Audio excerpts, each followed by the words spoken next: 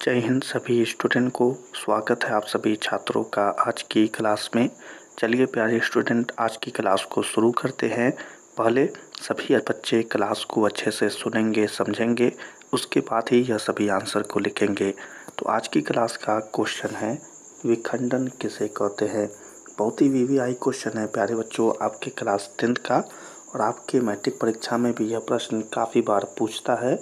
इसी के लिए आज की क्लास में इसी क्वेश्चन को देखेंगे। क्वेश्चन है, विखंडन किसे कहते हैं। ठीक है, तो उत्तर में यहाँ पर जो सभी नोट्स है उन सभी नोट्स को सभी बच्चों को सुनाते हैं। उत्तर में होगा कि हम यह जानते हैं कि एक कोशिकीय जीवों में कोशिका विभाजन अथवा विखंडन द्वारा नए जीवों की उत्पत्ति होती है। पहले अगर यहाँ पर इन सभी बातों को अगर समझेंगे सभी बच्चे, तो यहाँ पर बातें कर रही है कि हम जानते हैं कि एक कोशिकीय जीव जो होते हैं उसमें क्या होती है, तो कोशिका विभाजन होती है अथवा विखंडन। ठीक है, जिसके बारे में यह क्वेश्चन है, के द्वारा जीवों में उत्पत्ति होती है। ठीक है, यह बातें पॉइंट वाइज समझिएगा। यहाँ तक कोशिका विभाजन या विखंडन के द्वारा जीवों की उत्पत्ति होती है। ठीक है, आगे जो बातें हैं उसे देखते हैं।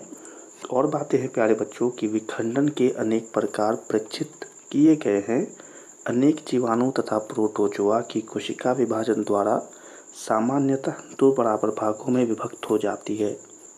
चलिए इन सभी लाइनों को समझते हैं। तो यहाँ पर कह रहा है कि विखंडन के अनेक प्रकार के परीक्षित किए गए हैं, यानी अनेक प्रकार के विखंडन को देखा गया है, जिसमें अनेक जीवाणु तथा प्रोटोजोआ, क्या क्या जीवाणु और प्रोटोजोआ की कोशिका विभाजन द्वारा सामान्यतः, यहाँ पर ध्यान दीजिएगा क्या कह रहा है, सामान्यतः 2 बराबर भागों में विभक्त हो जाती है। ठीक है, और आगे क्या है, आगे है कि जैसे कि अमीबा। ठीक है, जैसे कि अमीबा जैसे जीवों में कोशिका विभाजन किसी भी तल से हो सकता है। अगर आप एक अमीबा लीजिएगा जो कि एक जीवों का प्रकार है, तो उसमें अगर कोशिका विभाजन देखेंगे तो यह किसी भी तल से उसके शरीर से हो सकता है। ठीक है, अगर 3 भागों में बांट दीजिएगा तो यह तीनों भाग एक अमीबा बन जाएगा। ठीक है, तो यही बातें हैं। परंतु कुछ एक कोशिकीय जीवों ऐसे होते हैं जिनकी शारीरिक संरचना अधिक संगठित होती है, यानी कि सरल नहीं होते हैं। यहाँ पर करा है कि कुछ एक कोशिकीय जीव ऐसे भी होते हैं जिनकी शारीरिक संरचना सरल नहीं होती है बल्कि संगठित होती है। ठीक है, यहाँ पर उदाहरण के तौर पर जो बोला गया है, उदाहरणतः कालाजार के रोगाणु। उदाहरण में क्या है, कालाजार के रोगाणु जैसे लेशमानिया में कोशिका के एक सिरे पर कोड़े के समान सूक्ष्म संरचना होती है। ठीक है, लेशमानिया में क्या है, कोशिका के एक सिरे पर कैसा, कोड़े के समान सूक्ष्म संरचना होती है। ठीक है, और क्या बातें हैं, इसलिए ऐसे जीवों में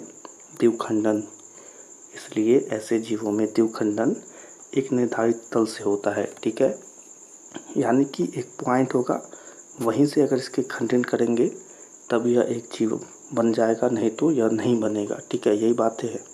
आगे देखेंगे प्यारे बच्चों, मलेरिया परजीवी और प्लाज्मोडिया। क्या है, मलेरिया परजीवी और प्लाज्मोडियम जैसे अन्य एक कोशिकीय जीवों में एक साथ अनेक संतति कोशिकाओं से विभाजित हो जाती हैं। ठीक है, अगर यह एक है तो इससे क्या होगा, 1 2 3 4 मतलब अनेक किसे कहते हैं, एक से ज़्यादा। ठीक है, एक ही बन जाएगा, 2 3 4 अनेक प्रकार के एक हो से अनेक जीव बन जाएंगे। ठीक है, तो यही विखंडन कहिए, जिसे हम बहुखंडन कहते हैं। ठीक है, यहाँ पर और बातें हैं, क्या है, हो जाती है, विभाजित हो जाती है, जिसे हम बहुखंडन कहते हैं। ठीक है, यहीं पर कहा जा रहा है क्या है, बहुखंडन कहते हैं। ठीक है, तो बस यही आपको समझना है और यही सही सही बातें आप सभी बच्चों को याद भी रखना है। ठीक है, चलिए यहाँ तक सभी बच्चों ने अच्छे से सुना होगा, समझा होगा।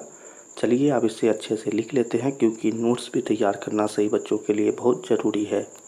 चलिए प्यारे बच्चों, सबसे पहले क्वेश्चन लिखेंगे कि विखंडन किसे कहते हैं। ठीक है, आप अपने नोट्स के ऊपर इसे वीवीआई भी लिख सकते हैं, क्योंकि यह वीवीआई क्वेश्चन है, क्योंकि यह आपके एनसीईआरटी बुक का क्वेश्चन है और आपके मैट्रिक परीक्षा में आने वाला भी प्रश्न है। ठीक है, क्वेश्चन लिख लेंगे, विखंडन किसे कहते हैं, उत्तर लिख लीजिएगा और उसके बाद यह बातें लिखिएगा। हम यह जानते हैं कि एक कोशिकीय जीवों, लाइन बाय लाइन लिखाएंगे, इसी के लिए आपको लिखना भी है, लिखेंगे।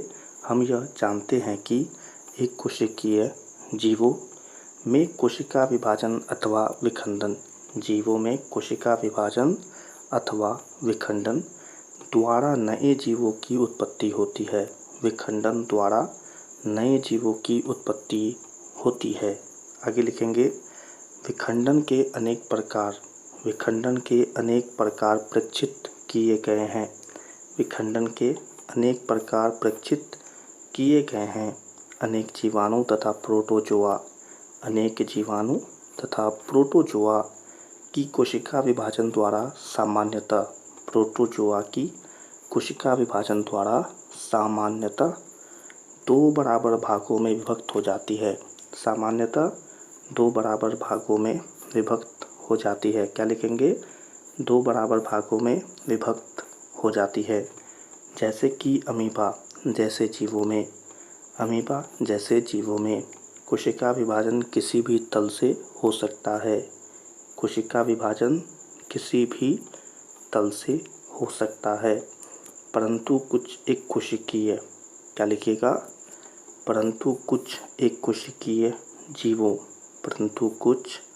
कोशिकीय जीवों ऐसे भी होते हैं जिनकी शारीरिक संरचना अधिक संगठित होती है। ठीक है, और आपके लिए यहाँ पर उदाहरण भी है, उदाहरण में लिखेंगे, उदाहरणतः कालाजार के रोगाणु।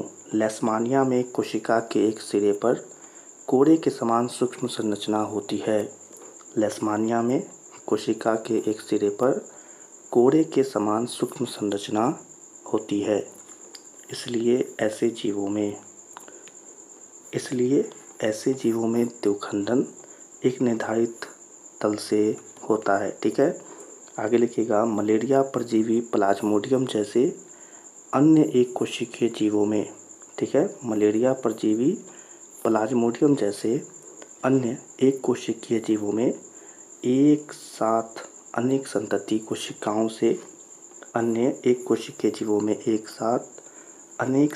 कोशिकाओं से विभाजित हो जाती है, जिसे हम बहुखंडन कहते हैं। ठीक है, जिसे हम बहुखंडन कहते हैं। ठीक है, तो आज की यह नोट्स और यह क्लास यहीं पर समाप्त होती है। सभी छात्र इसे ज़रूर लिख लीजिएगा, क्योंकि आपके मैट्रिक परीक्षा के लिए बहुत ही इम्पोर्टेंट है, महत्वपूर्ण है। तो आज की क्लास को यहीं पर समाप्त करते हैं। सभी छात्रों से मिलेंगे अगली क्लास में। तब तक के लिए आप सभी छात्रों को जय हिंद।